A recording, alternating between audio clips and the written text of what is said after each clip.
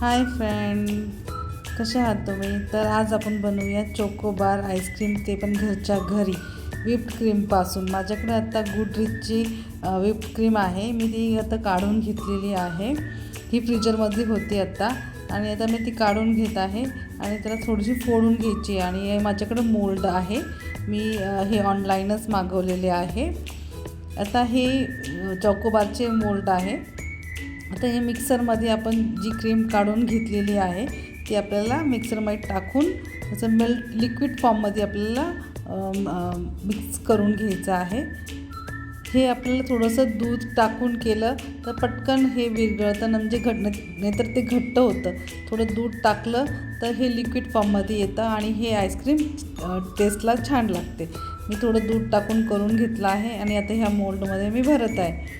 खूप बनवायला सोपी आहे ना, त्याच्यात काही टाकायची जरूरत नाही आहे. व्हिप्ड क्रीम, दूध, फक्त हे दोनच गोष्टी लागतात. तुम्ही पण एकदा ही रेसिपी करून बघा. हे असं मोल्डमध्ये टाकून घ्यायचं आहे.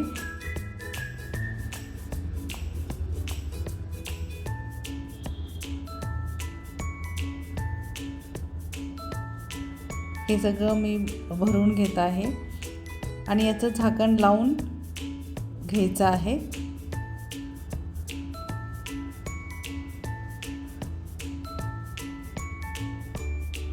आणि हे फ्रीजरमध्ये ठेवायचं आहे. फ्रीजमध्ये नाही, फ्रीजरमध्ये ठेवायचं आहे. 2 ते 3 तास तुम्ही हे ठेवू शकता. अगर जास्त वेळ ठेवलं तरी चालेल, काही हरकत नाही. पण खूपच म्हणजे खूप खायची घाई असेल तर तुम्ही 2 ते 3 तास ठेवलं तरी पण हे पटकन हे कडक होऊन जाते. आणि हे बघा, काढायच्या टायमाला आपल्याला पुन्हा फ्रीजमध्ये ठेवून द्यायची बाकीचे. आणि एक मी काढून घेत आहे आणि आता हे पाण्यामध्ये डीप करायचं आहे. जसं की आपण बघतं गाड्यावर वगैरे की त्याचे डीप करता मग तेव्हा काढता, कारण त्याला थोडंसं मेल्ट करायचं. आणि आता बघा, हे आरामशीर निघून जाते. खूप छान लागते, टेस्टला इतकी ऑसम लागते. तुम्ही एकदा नक्की ट्राय करून बघा. आणि आता माझ्याकडं चॉकलेट पावडर होती, ही डार्क चॉकलेट आहे माझ्याकडे. त्याच्यात मी हे मेल्ट करून घेतलं आहे डबल बॉयलरने. आणि आता मी हे काढून आईस्क्रीम काढून त्याच्यामध्ये टाकत आहे.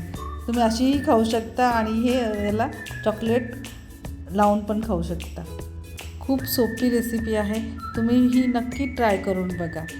थँक्यू.